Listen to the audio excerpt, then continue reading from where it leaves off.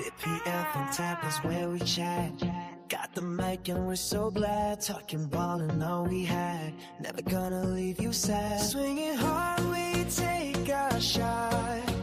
Every game we hit the spot. Fuck the Mets, we say it loud. Philly stands above the crowd. Welcome. It is the final podcast of 2025, gentlemen. Episode 102 officially. We're calling this the Christmas episode. DPF on tap. Check out the Chiron back there. That's what it's called, right, Steve Mold? That's the official. So, Chris, great job on doing that.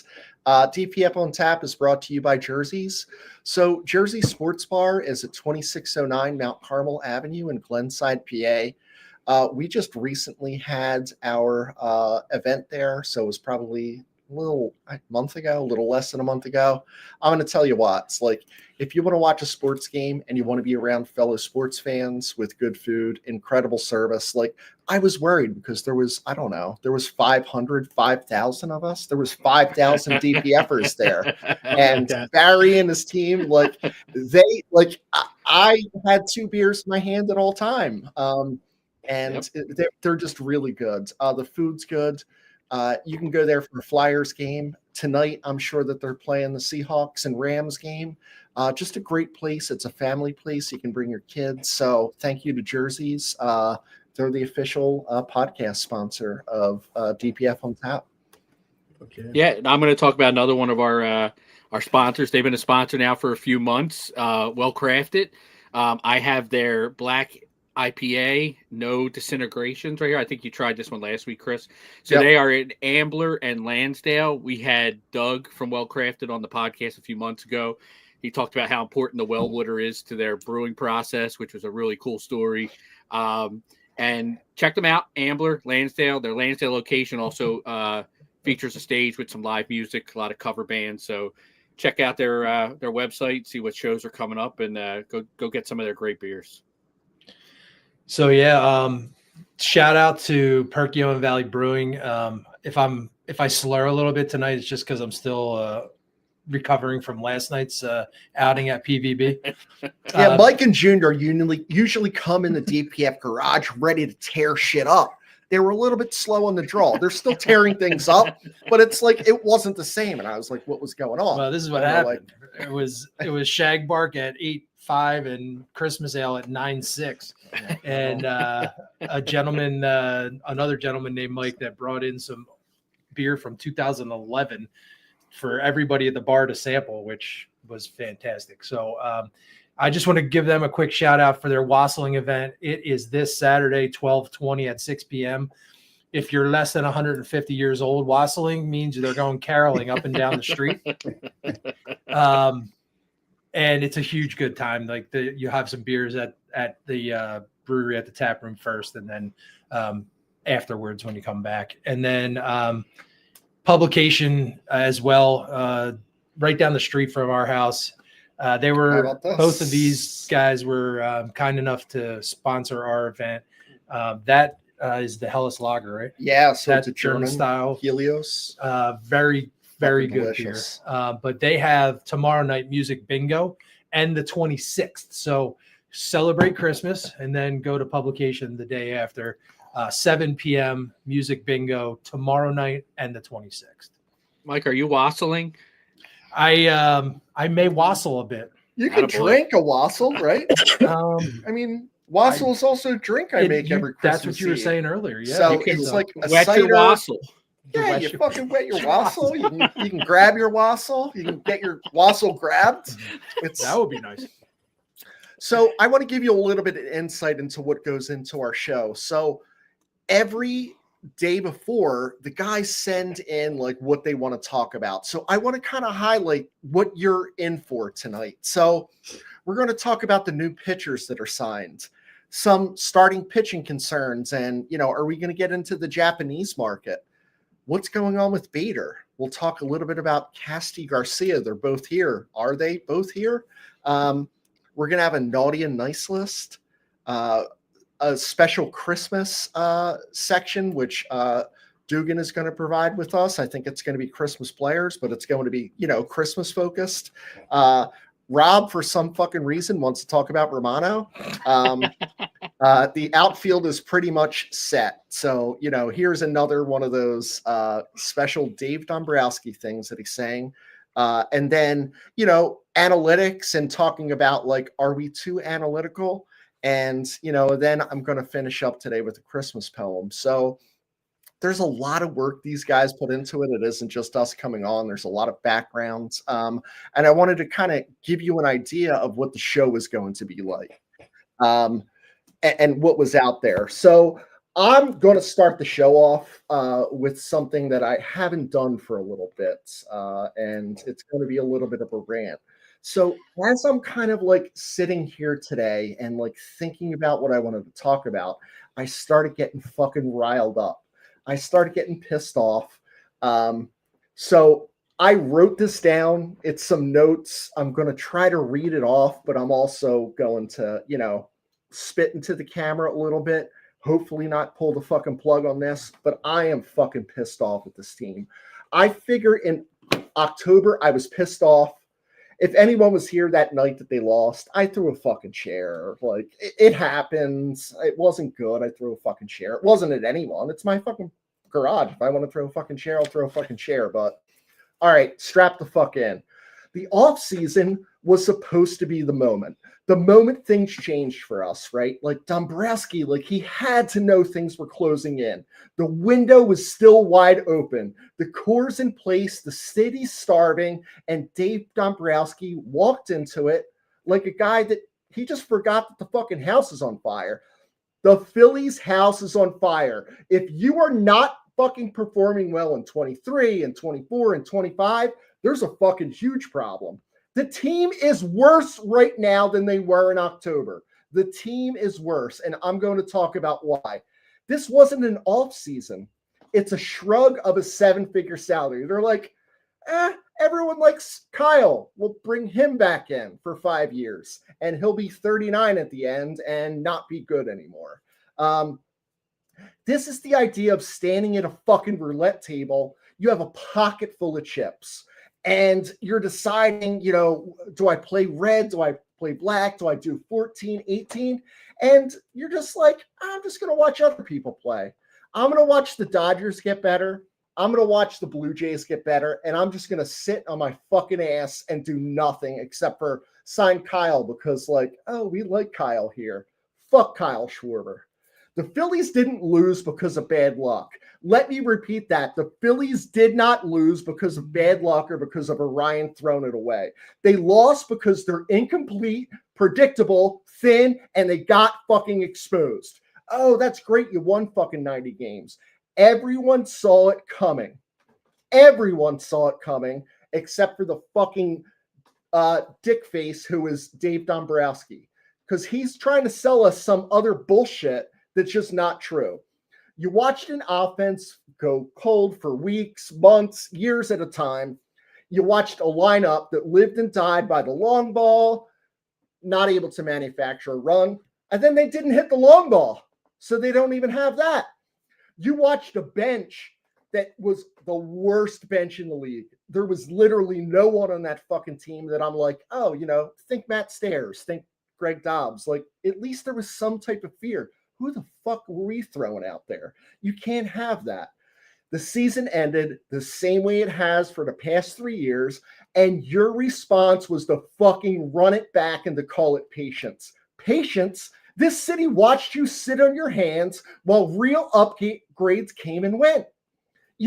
Impact bats moved. You're going to tell me. So this Garcia guy gets signed, and here is fucking Dave's quote. We think he can play. A fucking World Series contender doesn't have a fucking right fielder that we think he can play. Garcia stinks. He is horrendous. He is way worse than Nick. He's 40 points lower than Nick in fucking offense and batting average. 40 points. Remember how pissed you were at Nick? Well, Garcia, you're going to be really fucking pissed with a 680 fucking OPS. The Phillies again responded with bargain bin depth pieces and press releases about internal options.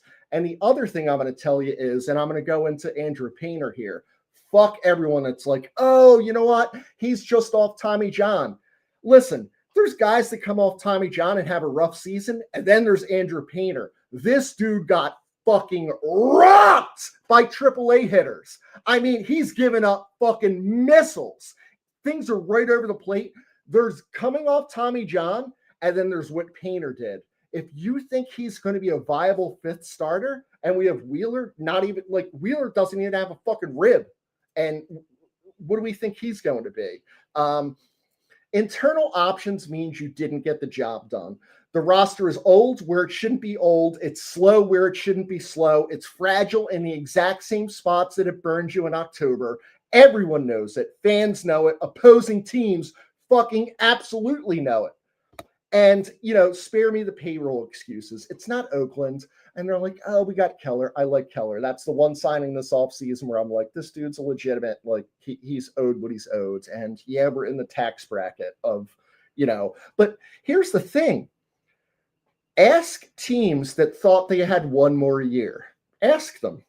Ask franchises, you know, hanging banners about opportunities and like, oh, maybe we should have done this or should have done that. The most damning part to me is there's no imagination. There wasn't a large change. I'm talking Pete Alonso to first base and moving Harper to right. Any of these things happening. Bringing in Marte, a trade for Bregman, Tucker, something had to fucking happen. And you didn't do it. No signal to the clubhouse that last year's ending was not fucking acceptable. Baseball ops malpractice isn't always loud. Sometimes it's quiet. Sometimes it's doing nothing. And that's exactly what the fucking team is doing, is nothing. The city doesn't ask for perfection. It asks for effort, urgency, honesty. The offseason delivered none of those to us. We heard the same bullshit from Dave Dombrowski. Dave does not deserve to be a GM anymore. He didn't lose this offseason because he failed a move. He lost it because he failed the moment. He failed to see that, listen, John Middleton is like, we're at 90% capacity with season tickets. What do we care? What are we going to do? Do you want to win? Do you want that fucking trophy? I think Dave is a huge problem. And in Philadelphia, it's unforgivable. So that's kind of where I'm at. I don't know what the comments were, but Sig, fuck them. Sig liked your with your hands. I'm Sig, just happy I didn't pull the fucking mic out. You didn't even hit me. That was controlled anger. I would say it was controlled anger. Harry gets it. We shit the bed at the same time every season. That's exactly what you were saying. Yeah. And we didn't do anything about it. And Jason, aka Jake, said F analytics. Oh, I'm getting into that later.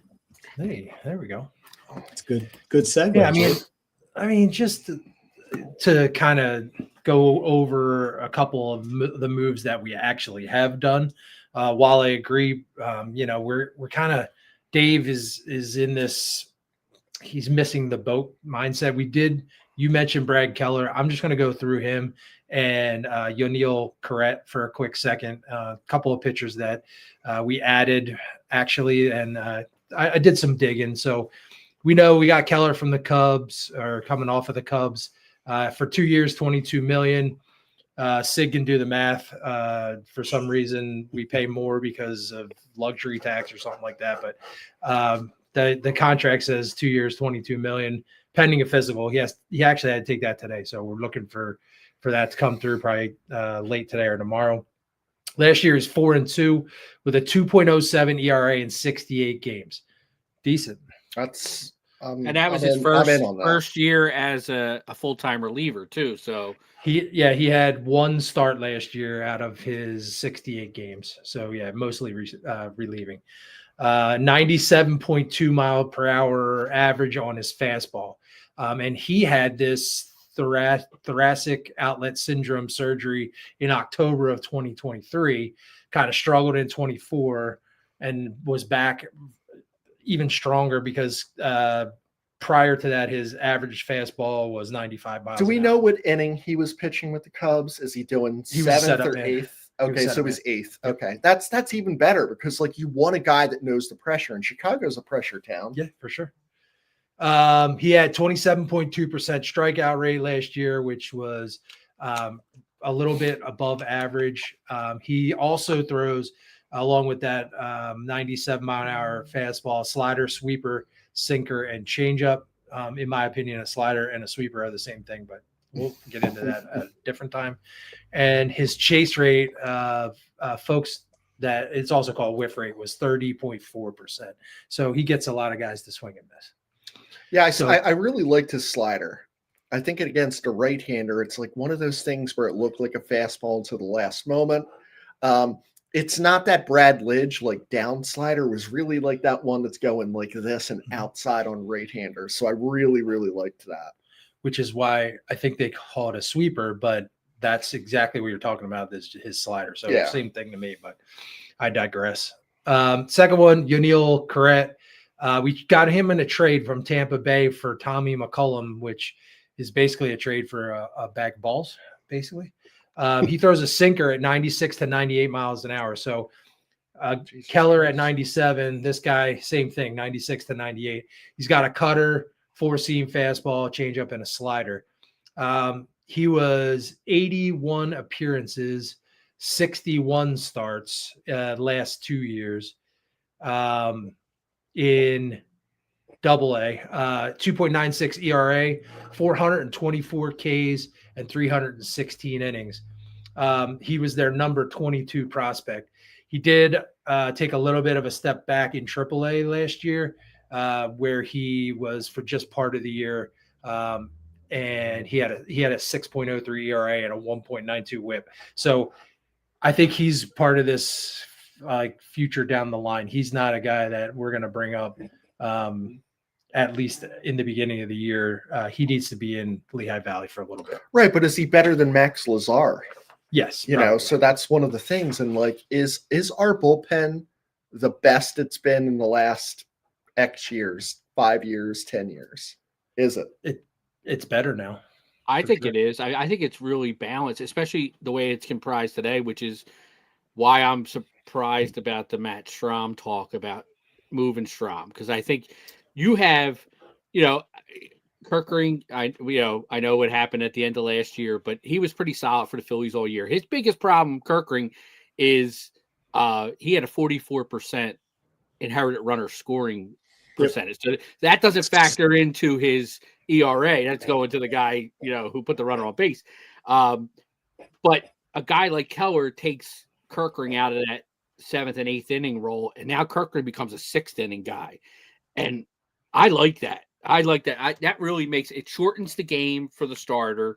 And then you have 3 pretty solid lefties with Strom, Banks, and Alvarado, and 3 pretty good righties with Kerkering, Keller, and then Duran at the end. I mean, that's 6 really strong bullpen guys. So moving Strom makes no sense to me unless he's going to bring you back a major league ready prospect that can come right in and play, or get you one of the top catching prospects, because that's where the Phillies are really deficient in their system is catching.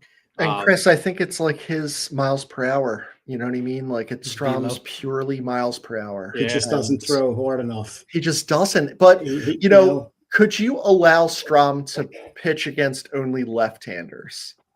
I mean, where you before could, he could both. But Yeah. now if you're getting the right-handers, maybe that's I mean, he different, dominated right? Ohtani in the playoffs. Yes. He all our lefties really dominated Ohtani. He didn't hit the Phillies at all. No, but then he figured it out. Yeah, Motherfucker.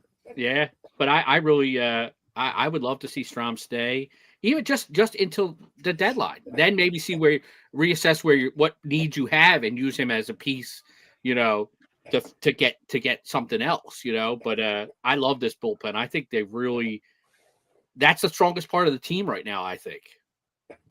I think between them and the starters, but the starters, we have to wait to see how the rest of it shakes out. We know we're losing Ranger. We just don't know where he's going. And we don't know who's going to fill like that 4 or 5 spot right now. Do we? I mean, I'm going to get into it a little bit. I think it's going to be Painter and Walker will probably be 4 or 5, So, I mean, so I guess just kind of to roll into it since we're talking about it now. I mean, do you have any confidence? Like right now, you're looking at Sanchez, Luzardo, Nola. That's where the confidence stops. It stops. And I mean, and as much as I love Zach Wheeler, do you really think he's going to come back and be Zach Wheeler again after this injury and this surgery that he had? I don't know if he's going to be the same guy, That's if you look back at Keller, it took a whole year. He was a down year. Yeah. So, I keep seeing, some people said, I saw May for Wheeler. Now I'm seeing it could come back mid-April. Like, while I'd love to see him come back, I want to see Zach Wheeler. I don't want to see 60% of Zach Wheeler, Yeah, but it's 60% Zach Wheeler better than 90%, I agree. Whatever the fuck else they got. I agree. And that's why I think, like, I mean, we have a lot of, Chris hit on all the points. We know what our weaknesses are. The outfield has been a problem for the last 2 years, and it really hasn't been addressed. I don't hate the Garcia move as much as Chris does, but it didn't really move the needle, the way that it needed to in the outfield. But to me, starting pitching right now is one of my biggest concerns. And that's why I think the Phillies' interest in this Japanese pitcher, let me get his name, Tatsuya Imani. So they're perfect. They're one of 3. I knew you knew how to say it, Rob. They're one of 3 teams that keep coming up as the potential suitors. It's the Yankees, it's the Cubs, it's the Phillies are the 3 teams that keep getting mentioned. And they're talking about this guy getting $150 to $200 million. And when you look at his numbers, he's gotten better every year in that Nippon League over in 27. I think he's somewhere around there, 26, 27 years old. But in 2023, he went 10-5 with a 2.30 ERA. 2024, 10-8, 2.34, 187 Ks and 173 in the third innings. Last year, he was 10-5 with a 1.92 ERA, 178 Ks and 163 and 2/3. They're talking about his arsenal. He's primarily a four-seam fastball guy that gets it up to around 99 to 100 miles an hour. He's got a slider, changeup. Scouts that have watched him are comparing him to Luis Castillo, Max Scherzer, and even some saying Paul Skeens, that he has Paul Skeens type stuff. And the Phillies are trying to really get into that Japanese market and become a destination for their superstars. Let's kind of break that Dodger connection where every Japanese guy wants to go to the Dodgers. And what I like about this guy is he's come out and said he wants to go somewhere to stop the Dodgers, to beat the Dodgers. Which I really like. Like, this guy's motivated. Yeah, exactly. Well, Mike, we went to that omakase sushi place, and I don't know, like Imae, whatever your name is, like, listen, that was really good. We had 30 courses. Yes, we had some sake. Yep. Mike went up and did some special knock on some other door, and there was some special sake. Whoa, we might have gotten love you a long time. All right. Well, we might be his place. Yeah, I love the attitude of fuck the Dodgers. I don't want to go there. I want to go somewhere that's going to beat them.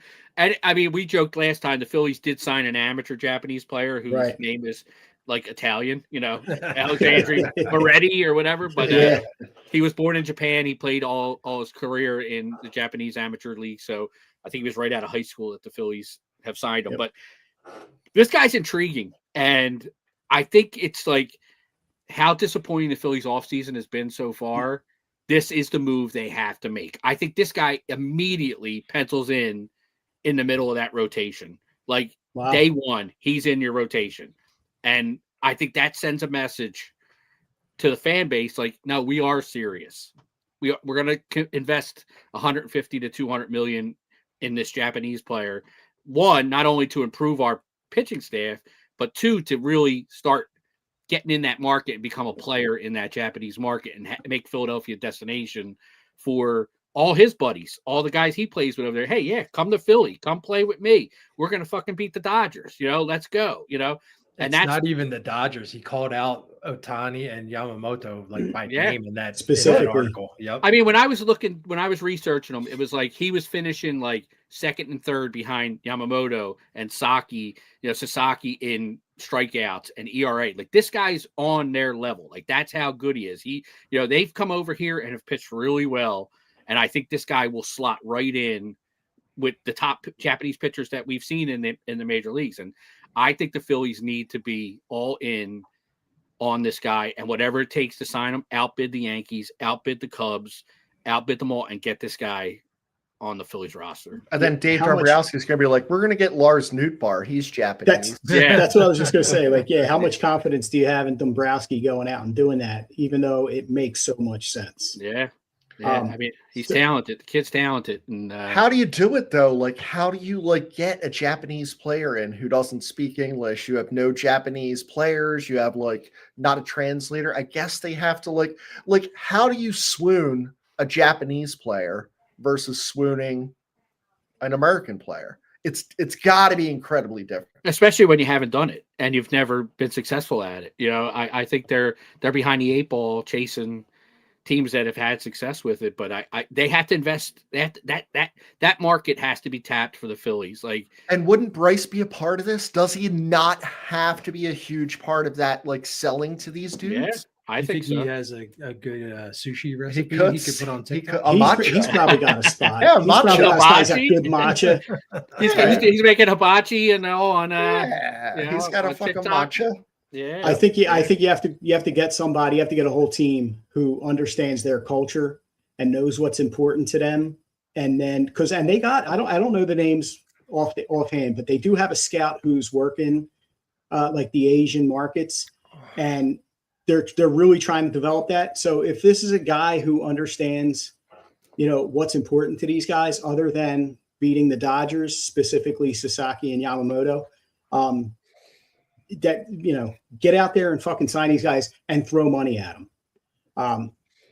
Everybody's getting a little worked up. I'm speaking of throwing the money at somebody. I'm hearing all these reactions about the possibility of losing Bader, which I think we know now is a foregone conclusion, with the signing of Garcia. And I just don't understand why everybody is so worked up. He did play well in 50 games, small sample size. But over the course of his career, he's like a 3.0 WAR. There it is again, Chris. He's not over 162 games, a 3 WAR. That doesn't stand out. So I think if they take that money and put it elsewhere, I really don't understand why people are getting so worked up. He had 5 homers, 50 games, hit 305. So these numbers are all great with the Phillies. It just doesn't match up with his career numbers. You know what I mean? Excellent vibes guy, excellent fucking fielder.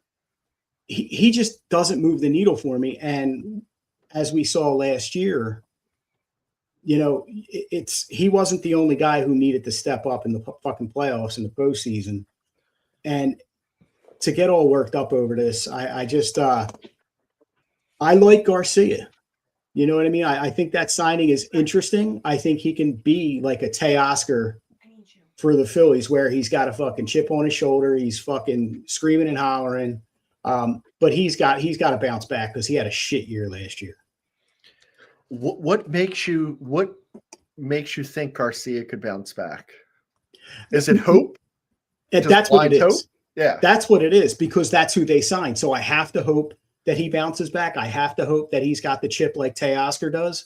But I just, like I said, I like Bader, but I don't like signing him over spending money elsewhere. Like we're saying, fucking bring a Japanese guy and bring a Mayan. Try to get somebody else. They're not going to do shit else anyway. We all have to accept that. They're pretty much done. They might grab another person, but that's it. Guys, is anyone pissed off that Bader didn't play in the playoffs? How hurt was he? He had to be incredibly hurt, right? Because I think he was. I think he he tried. had to be. Because I'm could you imagine getting there and not fucking playing? It would be horrible. I think, Rob, too, just to your point, everybody being upset about Bader not coming back. there's something about fans nowadays where they attach to guys that have like, I mean, he walks around with the half shirts and he's, got the hair and he's got the pink and he's got this. Like, I think people get caught up in the vibe guys and the outside things. Like, I thought Bader was fantastic for the Phillies. I thought he did a really great job, but I'm with you. If you look at his career numbers, like, will he ever do that again? And history tells you he won't. Odds are against it. All of a sudden, a guy just doesn't figure it out at 31, 32 years old and go on to be a perennial all-star. Like, it just doesn't happen that way. You have these peaks in your career, and everything went right for him. And he got into a really good situation with the Phillies where the Phillies needed a guy. He became that guy. He got to move into the leadoff spot and have Harper and Schwarber batting right behind him. So he was seeing all kinds of fastballs. And, and he took advantage of it. I ton of respect for the guy. He took advantage of his opportunity when he's here with the Phillies, and it's probably going to get him paid more than he exactly. Yep. That's my other point is if he loved it so much here and they were so enamored with him, the franchise, the team, then they'd have signed him already. Yeah. So there's something that the fan base who loves vibe guys and loves fucking, this cult of personality thing where, Bader's so cool. If the team felt that way, the organization felt that way, they'd have already signed him. And I think they really I think they're ready to give Crawford his opportunity. And if you have Bader, he's blocked. He's not going to play. They like Marsh. They've already committed, to Marsh multiple times. So seriously. it's Crawford is the reason why Bader's not coming back. And a lot of people were clamoring for Crawford last year, Sure. So, you can't have both. Like, that's just the way it is. You can't have both. I was thinking of giving Crawford a break until June 1st. You almost have That's to. fair. That's a month plus. Like, I'll agree to that. It's 2+ months. Like 60 games. Tell him 60 games. I don't believe you, but no, I mean, no one's gonna fucking bookmark. There's an asterisk. We'll be muting our mics in fucking April 14th. This guy can't get the ball out of the fucking infield. To be reviewed. He's like this. If I see another fucking ground ball, this guy's fucking Juan Pierre. That's definitely coming out. That's my first thing I'm going to say. He's going to be hitting 320. I'm like, this guy's fucking Juan Pierre. I hope he steals 60 or 70 bases. We'll just roll into El Bombi, which is Garcia's nickname. I don't know if you knew that. Mm-hmm. 1 year, $10 million. This reeks of Whit Merrifield, yes, Austin Hayes, Kepler. It's like Dave's turned into this guy that throws a dart. You were just talking about it, Rob. In 2023, the guy was amazing. He carried the Rangers through the season and then the postseason. He had 22 RBIs, which is a postseason record for Major League Baseball. He was the ALCS MVP, and we just gave him $10 million to play right field. And don't believe the bullshit you hear and read online that says, hey, Garcia is a cheaper option than Castellanos. Well, no, he's not, because we got to pay Casties $20 million anyway, because no one's going to take him. And if they do, we're going to have to pay it anyway. So he's not a cheaper version. He's just $10 million more. He is a plus defender. I will give him that. He's universally regarded everywhere you look or read as an upgrade in right field. He does strike out a lot. So for his career, his average is 28.1% average strikeout rate. In 2025, he dropped it down to 24.7. Major League Baseball average last year was 22.2. So he was a tick above, 2 ticks above the Major League Baseball average last year, and he's well above it for his career. And to go along with that, we're really lucky because he doesn't walk that much either. He only walks 6.8% of the time. In 2025, he walked even less at 5.1% of the time. He's like a black Rob Deere. There you go. That doesn't hit homers anymore. There you go. What was that old comment about the Dominican players is you don't walk off that island, you hit your way off. So they're free true. swingers. That's true. And it's funny because everyone's like, oh, he's like plus for defensive OPS or plus 20 over. listen, no one gives a fuck. Defense about that. wasn't the problem with the Phillies last year in the No. playoffs. It was the offense. Yeah. You got to hit the ball. So last point for Casty. He struck out 22.6% of the time last year. And let me just remind you, 24.7 was last year for Garcia and 28.1 for his career. So Casty struck out less. Anybody feel like Casty struck out a little bit last year? Because I know I did. Right. That's Yeah, it's but how many, crazy. how many of the strikeouts were on swings on pitches that were outside or just out of the strike zone? Like swinging and missing. That's Castellanos, all of them. Yeah, right. Exactly. That's the point. Like these free fucking swinging guys, these guys who have no fucking discipline. You would love to say all of them, but like I feel like there's some right down the middle that these fucking Phillies hitters. He absolutely took a couple strikes. The Phillies felt like they were the worst hitting fastball team in baseball sometimes, where guys were just sitting back, rearing and throwing fastballs by them, you know, or they took them. Like the amount of times the Phillies take a fucking fastball right down the middle, It drives me fucking crazy. Because they're not ready Alex for Bohm's MO. Yeah, what do they look? Yeah, what do they look? Because they don't know what a strike is. They're just looking for off speed the whole time. Like, I want to go back to this. Since Romano is still on the dartboard, I can see it from here. Who is next up on the garage dartboard? Do we have any contenders? so this is going to blend very nicely into my naughty and nice list. You're so welcome. I have a 4-person naughty list. Romano is number 1 on the naughty list for me. The second one is Dave Dombrowski, just because he hasn't done anything, kind of good enough. And then 3 and 4 is Bohm and Nola, just because they're like whiny, mopey pieces of shit.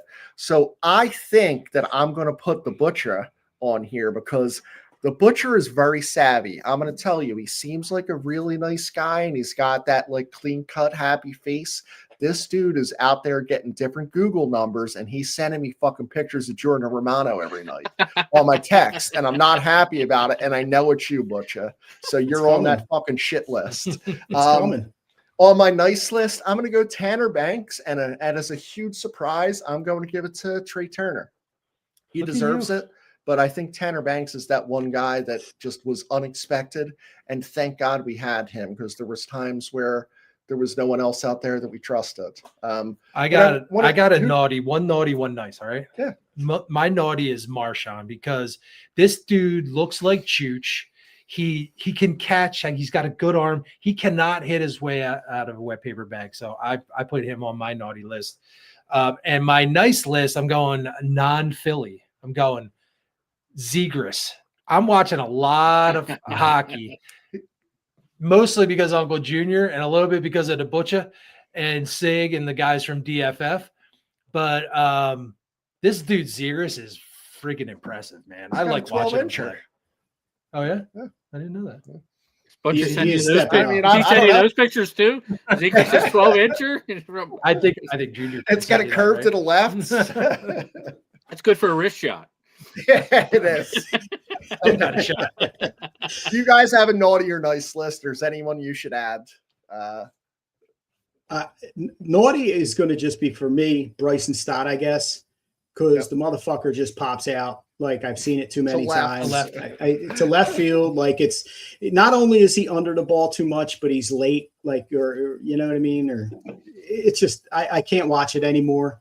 And then nice. Fuck, I don't know who's nice right now. I'm nice. There you go. There you fucking nice. You got a Stay nice off the beard fucking going. dartboard, Butcher.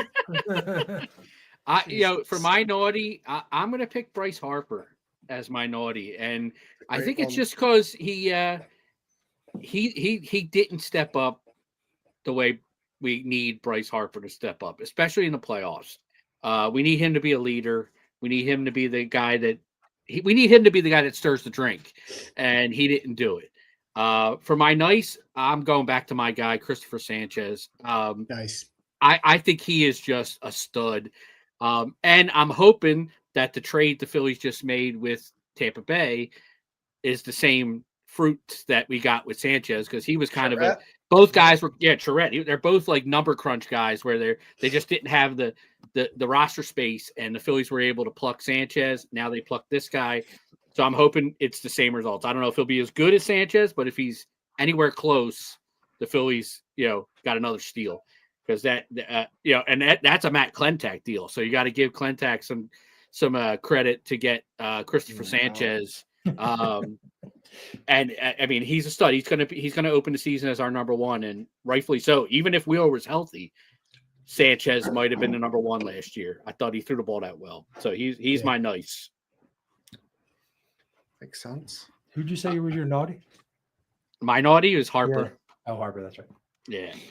All right, so I want to move into something a little fun that I wanted to look at. So I it's Christmas. Everybody's happy. I got my Christmas Phillies hat on, That's cool. Santa hat, on Very the nice. Phillies P. So I wanted to look at players in Major League Baseball that have names that kind of are synonymous with Christmas or the winter season or whatever. So I came up with like a whole team of guys, positions, bench guys, the whole deal. So for starters, we're going to go with our catcher, Steve Christmas. I mean, it's a home run right out of the ballpark, right? Steve Christmas. Wow. He only played in 24 Major League games from 1983 to 1986, but he did hit 364 in 1984. Our first baseman, everybody knows this guy, Gold Glover, JT Snow at first base. Nice. Our second base is going to be, think about your Rudolph the Red-Nosed Reindeer song. This is Cupid Childs, who played for the Cleveland Spiders in the 19th century.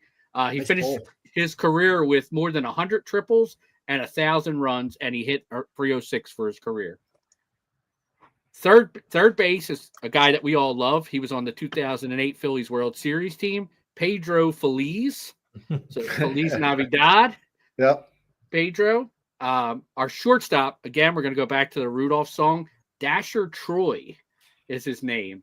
I'm trying to think. He only played 5 years in the bigs from 1881 to 1885. Oh, yeah, Dasher. But he did once hit a walk-off home run after drinking an entire beer. Dasher Troy. Our left fielder on this team is going to be Corbin Carroll, or we're going to rename him Corbin Wassling for this event. Our center fielder is Angel Pagan.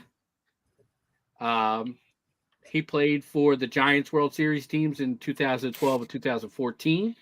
Our right fielder is Matt Holliday. There you go. Goes without saying. You got to have this guy involved. Our DH is Jesus Aguilar. You got to have Jesus, when you're talking Christmas. And our starting pitcher is Dick Rudolph. He was in the early 1900s. He won 26 games in 1914 and 22 in 1915. He had a 13-year career with 121 wins and a 2.66 ERA. Dick Rudolph. So for our bench, we have Al Kloss. He played for the Tigers in 1913. We have another Jamie Carroll, or Jamie Wassling. He played 12 years in the majors for 6 different teams. And when you were a kid, especially our generation, you always love to get board games, for Christmas to come down and see all the games. So Milton Bradley will be on our bench. We have a former pitcher from the White Sox, Angels, Diamondbacks, Padres, and Rockies, John Garland. And we have another pitcher, Dick Frost. He pitched. He was with the White Sox. I love dicks. That's 2 dicks on the team. I'm gonna need to isolate that. Yep. I love dicks. Love dicks. That's a real. Yeah. So we got one big. This guy unfortunately was just DFA'd by the Guardians, but he's on our bench. He's our bopper.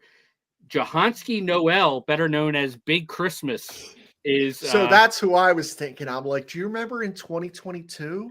He hit that home run. Yeah. It was like, Jared was over because he's like an Indians fan. It was like, that was fucking awesome. Yeah, tied the game in like the 8th or 9th inning or whatever it was. That was a bomb too. Big Christmas. Like, that's a fucking great name. Yeah. So then he just got DFA'd. Yes, that's what I said. Yeah, he just got yesterday, I think.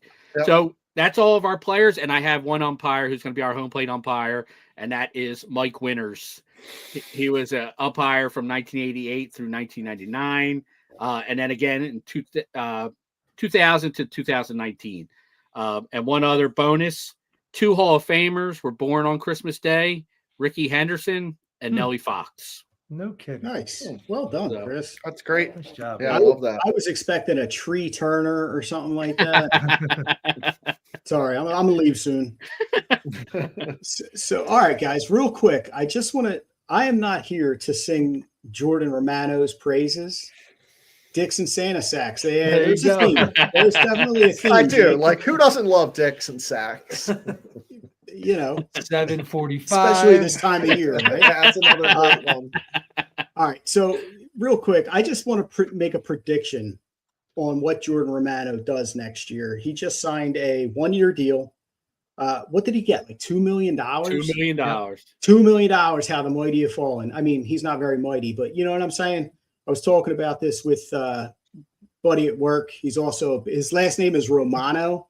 So he hates Jordan Romano because everybody was calling him Romano at first. And that's Matt's name. And Matt's like, yo, don't fucking ruin my name, my good name. So I was talking to him and I was like, he only got 2 million. And Matt is like, yeah, I don't have 2 million. So even for sucking, the guy's making some good money. So anyway, my prediction based on what happened last year, Hoffman leaves the fucking Phillies and he gets a 3-year deal in Toronto, making about 10 each year. And what did he have? 33 saves, All-Star, played in the playoffs, whole nine. And Well, then save in the World Series. right? Oh, yeah, a little bit of that.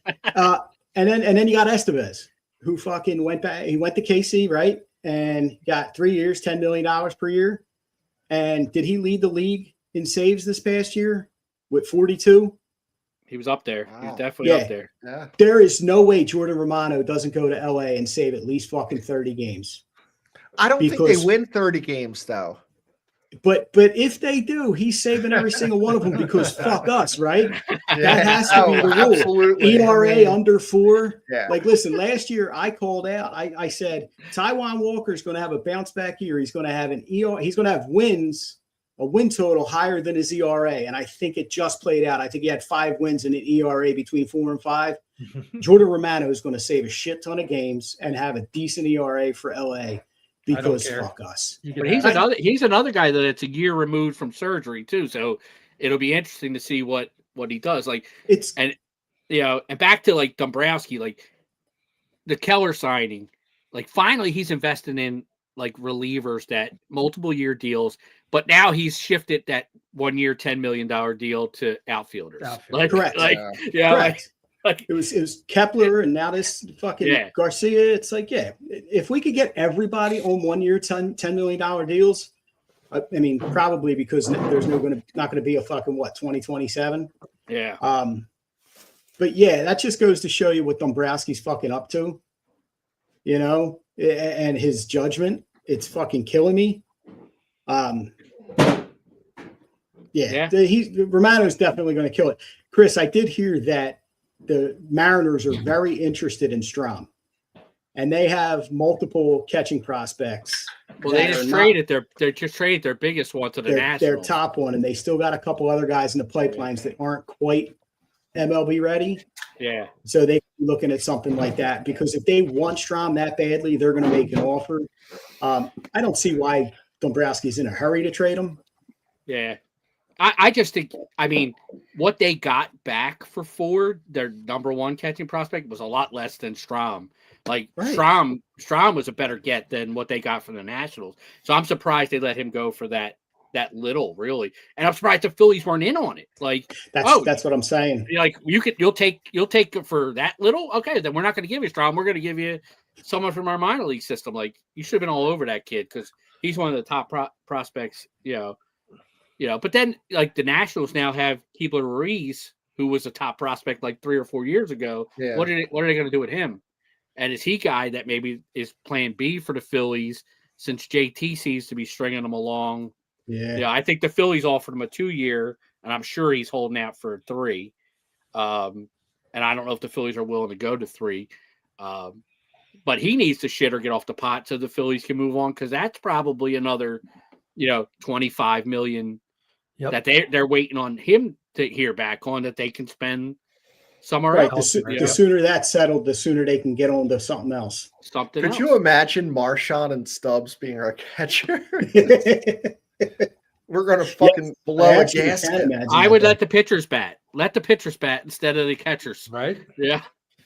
Yeah. That would be DH awesome. for the catcher. DH for the catcher, yeah. So this week, there was a lot of hubbub, and I know we touched on it. Dombrowski, our outfield is set. So that means Garcia in right, Crawford in center, Marsh, and a right-handed bat platoon in left. And the Phillies are really touting Otto Kemp. Yeah, they are. And it started as soon as the season ended. It was the Otto Kemp, and I Year in don't, review. yeah, I don't dislike Otto Kemp, but I don't know if he's the answer. He's an underdog, and you want him to do good, right? I do. You want him to do good. I wouldn't mind him being on the roster and being on the bench. I don't want him in that platoon. Your other option is Weston Wilson, by the way. I understand that, but I'm going to throw you a third option. Okay. A guy that I looked at, and I think he's a guy that he's been around. He's going to be about 34, 35 years old when the season starts, but he kills left-handed pitching. Oh, don't do Rob. Are you going to say Rob Refsnyder, man? Do you know what his numbers were last year against lefties? Yeah, Chris? I just don't like him. That's okay. You don't have to like him.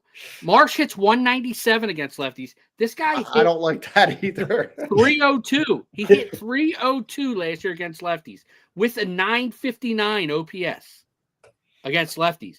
And for his career, he's a 281 with an 826 OPS against lefties. You don't have to like him, but the motherfucker hits, and he hits lefties. And he sometimes hits that's enough, right? Yeah. I mean, where we're at right now, like, would you rather him, Kemp, or Wilson? Look at Wilson last year. Do you want what Wilson hit last year? He hit 194 against lefties. What did Kemp do against lefties last year? 231. You're talking about a guy who's a 280 something career hitter against left-handed pitching with an OPS 800 plus. He don't hit lefty. He don't hit righties. I mean, but you don't have to, right? You don't have to. You let Marsh hit 300 last year against righties. If Marsh hits 280 or better against righties, play this guy against lefties. His last deal was $2 million. Is it possible that he could play second base as well, Chris? I looked at what he plays. So he played 33 career games at first base, 35 career games at second base, one game at third, 149 in left, 47 in center, 117 in right, DH 64 times, and he pinch hit 127 times in his career. But he's got, against left-handed pitching, he's got 668 at bats and a 281 batting average. How many at bats last year total? Last year total? Yeah. He had 182 at bats last year. Overall, he hit. That's where I'm at. But he's a platoon guy. He's a platoon guy. But that's again that. So last year against lefties, he had 116. 116 of his, whatever I said, 182 were against lefties, and he hit 302. Isn't it so crazy that this is where we are? We're like, that's what I was just thinking. Well, and that's the problem. That's what pisses you off, and that's why your Dombrowski soliloquy in the beginning was. We're Philadelphia should not be in this position, and they definitely shouldn't be in this position 2 years in a row. And here we are. Not with this core. And I mean, I'm excited for Crawford, but I don't have they're handing him the center field job on a World Series contending team. You're giving a rookie the center field job who's never you didn't have the balls to call him up last year, right? When you needed outfield help, you went and got Bader, and now you're handing the reins over to him in center field. Now I know he'll probably bat ninth, to start the season, and you're not going to put a lot of pressure on him on the offensive side. Till But- June 1st, right? Till June well, Chris 1st. Wall till June 1st. But like I that like the Phillies, like their outfield, I mean, even like you go back to the World Series year, they had a trade to get Marsh just to have a competitive, a competitive center fielder. Like this outfield issue has been going on for multiple years, and they haven't addressed it sufficiently. They haven't gotten that guy who is. We're going to give him a 6-year deal, and he's going to be our center fielder for the next, foreseeable future. Like it's patchwork. They fucking constantly are patchwork in this outfield. Now, hopefully Crawford's the guy. I would love for Crawford to come up. He's never going to be a power hitter. He's never going to hit for power, but you're not going to get power out of Marsh either, out of the corner. Refsnyder's not a big power hitter either, but neither is Kemp, neither is Wilson. Like how far off is Rincones? He stinks. Does he stink? He stinks. He's an all or nothing, big left-handed swing. I think he stinks. I don't think he ever sees the light of, I don't think he ever sees the light of day as a major league player. Agreed. If he's a lefty, he's fucking blocked, I guess. But I've read some things recently about him possibly making it up to the fucking bigs this year. I mean, he'll Dave hit Dombrowski wrote that. It was Dave that wrote that article. He'll hit probably majestic right. home runs. Like he's got tremendous power when he does. connects. But it's like it's the typical bullshit that we watch with the Phillies, all or nothing swing. He's going to be a 220 hitter at best, and maybe hit you 25. Like, do we want that? Like, do we want that? I mean, do we? If you want that, put him out in the fucking outfield because that's what you're going to get. I think he stinks. He's a guy that maybe other teams will value. He might be a guy I'd be willing to move on from. But I saw Chris's face as soon as I started talking about Refsnyder. But before he even said his name, $2 million, $2 million. He gives you the production of both Kemp and Wilson together. Dombrowski writes him a $10 million one. I was just going to say the same thing, Mike. Well done. Yeah, I like the guy. Veteran presence. 34, 35. He's not going to expect to play every day. He's not going to be a sulking guy on the fucking bench. He'll know his role. Guys, this whole thing with the fucking platoons and the lefty in the lineup, you can't have fucking two lefties back and forth. And is analytics blocking the Phillies? Is it preventing the Phillies, that dedication to analytics, keeping the Phillies from winning a world championship? Aside from not having the fucking players, I think part of the reason they don't have the players is because they're so married to analytics. They're so married to these fucking matchups and this fucking playbook that they have that it's like they don't feel the game. What the fuck is Sam Fold doing? He's at Villanova. No, he's at Penn. Like, I don't know. I went to fucking work and fucking school at the same time. This motherfucker can't do both. Dude, it's very hard. I found an article from last year, July 19th, 2024 on Fox Sports. And it says, based on stats and all that shit, all analytics, who's going to win the World Series? And the last team standing was the Phillies. And we all know how that fucking ended. And then I saw an article from this past year that said it was going to be the Astros, the fucking Cubs, the Yankees, and they had one other team in there, like the Padres. And actually, I don't even think the Dodgers were mentioned, to be honest. And it's like these analytics, we got all these fucking crazy stats and ways to break down a game with fucking launch angle and exit velocity and fucking this and that. And these guys are just going out and playing baseball. Are they really going out? Like, I know that that's how they're being taught. Launch angle, this, that, and the other thing. But we've seen fucking Thompson. Now, this year, at the end of the year, we saw a little bit of him breaking away from that and feeling it a little better. No results. But at least he was willing to break away from that. What the fuck is going on? Is analytics just fucking stopping us from winning a championship? So I think there's value in analytics, but there's also value in baseball IQ, right? And Topper has all this experience over the decades that he's been around. But maybe we keep hearing about Donnie Ballgame maybe coming here, and maybe that's the move that you need to remind Topper to take his nose out of the spreadsheet every once in a while and, watch and feel the game. And maybe that becomes his job. And Topper's job is the spreadsheet. I don't know. So I saw a recent interview with the Blue Jays manager and Mattingly, and he's like, why did you want to leave? He's like, because I was here and like I knew that like Schneider had it and didn't need me. Donnie, if you come here, you're not going to feel that. Trust me, you're going to be like, holy fuck, what did I just hear him want to do? So we need you here because you're this dude ain't John Schneider. Be prepared to I'll say this about analytics and numbers. I mean, my job, my real job is numbers, and numbers don't lie, but they can be manipulated. Yep. And you can be twisted to ways to make the picture look the way you want the picture to look. I think there's something to be said about just, Topper's got 40 plus years of eyes on this ball game. He's watched baseball. He's watched more baseball than all of us combined, probably. And I think he has that knowledge, and he just has to have the guts. And like Rob said, I think he did last year at the end start saying like, no, I'm doing this because this is the winning move, not what that says in that book.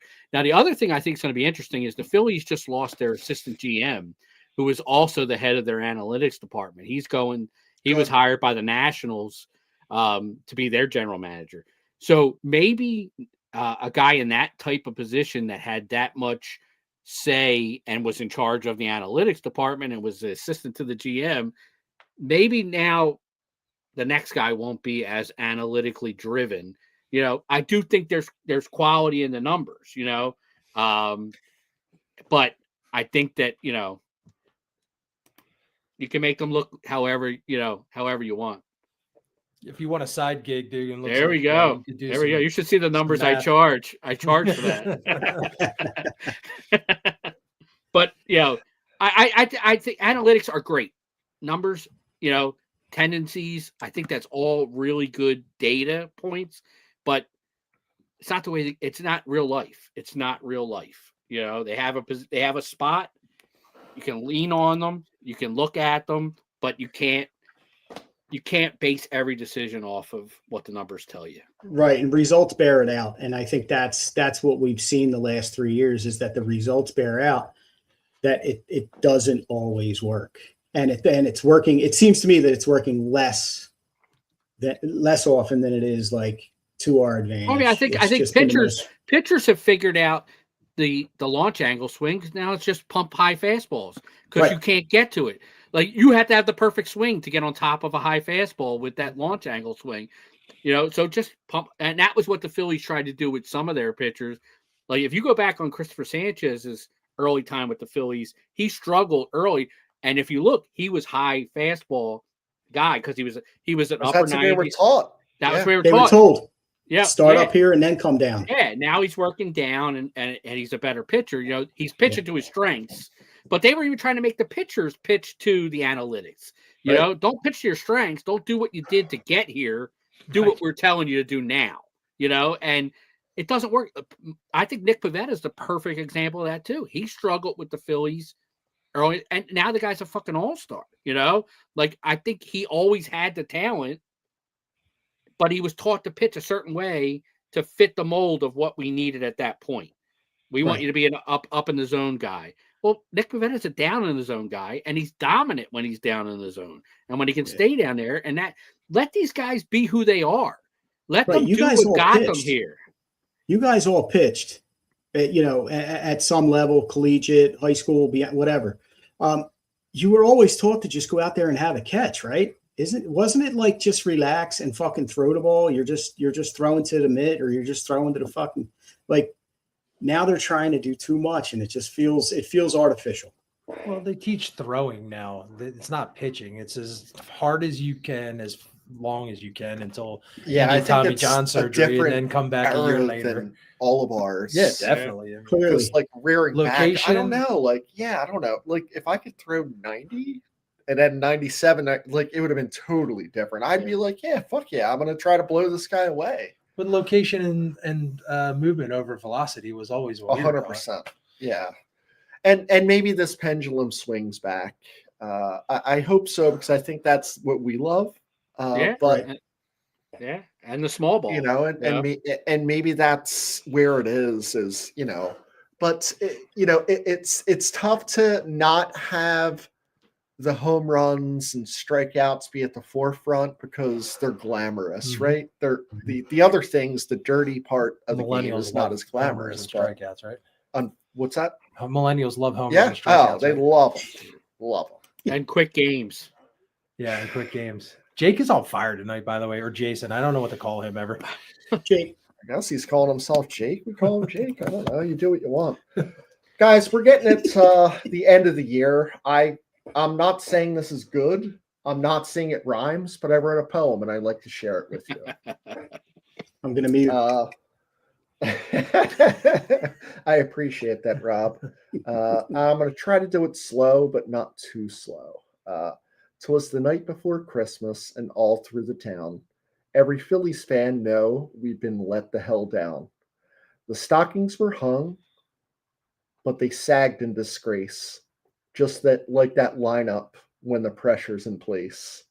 The fans were awake, drunk, furious, red, replaying strike threes that still live in our head. Powder blues folded, October on loop, nothing like trauma to ruin eggnog and hope. When on the hot stove, there rose such a tease. I checked my damn phone like a junkie for news. Away to the apps I flew in a rage, only to find more were set on the front office page. The moon on a chest of a payroll so high mocked every fan who still asked, but why? With money to spend and a window so wide, they choose comfort, they chose silence, and ego with pride. Then what to my bloodshot, pissed off eyes appear, but a GM asleep at the wheel drinking cheer, not bold and not hungry, not ruthless nor mad, just counting past rings while the present goes bad. He spoke soft and slow with a smug little grin. October's hard, but we believe in our men. Believe in what exactly? The lineup that froze? A bench full of ghosts? A bullpen that blows? He filled not a hole, didn't fix a damn thing, just dusted off cliches and promised us spring, and pointing one finger straight out of his suit, shifted the blame like a coward in cleats and a boat. He sprang to his jet with his bonuses tight, left Philly with Cole and a bullshit goodnight. But I heard him exclaim, as he vanished from sight, Merry Christmas, suckers. Run it back and good night. Some of those rhymes. Well done. A couple. Jesus, Santa's here. Santa. Where is he about to bust out his sack, man? Come on, Santa. My Santa sack's already been busted out the whole show. Can you drink in that, Santa? Yeah, sure. I didn't know if there's a hole in the I'm a mouth. straw. Guys, as we finish up the year, what's your one hope for the end of this off season? Like, what's one thing that you think is realistic that you would really like this team to do? I'll start, and I'm not going to mention any players. It just came up, and it's something that I've thought about a little bit, but I really haven't. I would like them to fucking get Don Mattingly in there to bench coach and be a different fucking style voice to these guys. I think people like Harper and Turner and maybe even Bohm would really benefit from having a guy like that around. Donnie ball game. Yeah. Love it. I want. Otherwise, fuck the Yankees. I want that Japanese pitcher tomorrow.